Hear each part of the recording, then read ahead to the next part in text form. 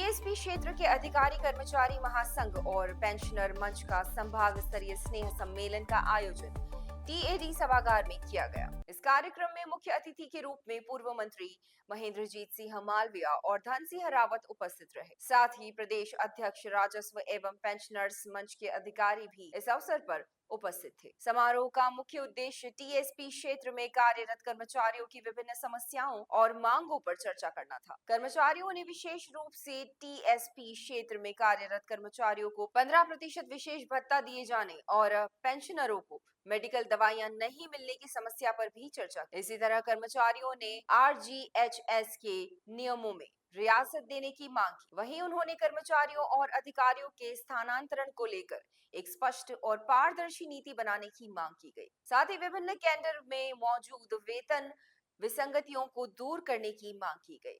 सम्मेलन में कर्मचारियों और अधिकारियों की समय पर पदोन्नति और स्थानांतरण सुनिश्चित करने के लिए एक प्रभावी नीति बनाने की मांग की गई। इस अवसर पर कर्मचारी नेताओं ने सरकार से इस मांग पर सकारात्मक कार्रवाई करने की अपील की। उन्होंने कहा कि टीएसपी क्षेत्र में कार्यरत कर्मचारी कठिन परिस्थितियों में कार्य करते हैं और उन्हें उचित सुविधाएं मिलनी चाहिए। ये राजस्थान अधिकारी कर्मचारी महासंघ टीएसपी क्षेत्र एवं राजस्थान पेंशनर मंच संभाग स्तर का कार्यक्रम है, जिसमें राजस्थान टीएसपी की जो मांगे हैं, वर्ष 2014 से टीएसपी क्षेत्र बना है, तो तब से टीएसपी की मांगे पूरी नहीं हो रही है। जैसे 15% भत्ता है, विशेष भत्ता जो यहाँ पे मिलना चाहिए, क्योंकि ये क्षेत्र एकदम बिल्कुल वो है, पहाड़ है, कहीं कहीं वो है, वहाँ पे लोग जाते हैं।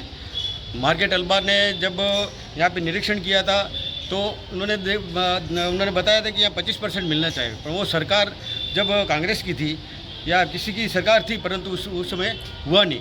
परंतु जब टीएसपी क्षेत्र घोषित किया है तो ये मांग मिलनी चाहिए और ये मुख्य मांग है यहाँ की, ये होना चाहिए।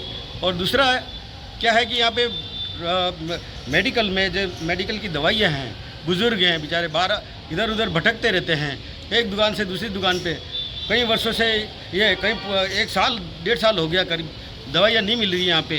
और सरकारी कर्मचारियों का पैसा तो बराबर कट रहा है, परंतु वो दवाइयाँ नहीं मिल रही है, तो दवाइयाँ मिलनी चाहिए बराबर। और दूसरा, राज्य सरकार ने एक वो निकाल दिया है कि अपलोड फ़ोटो होना चाहिए। बुजुर्ग आदमी जो नहीं चल सकता है और जिसके तो उसको रियायत मिलनी चाहिए। जो परमानेंट दवाई चल रही है नियमित रूप से, तो उसको नियमित रूप से चलिए तो वो दे देनी चाहिए, वहाँ पे आने की कोई ज़रूरत नहीं है। तो सरकार को ये भी अमेंडमेंट करना चाहिए।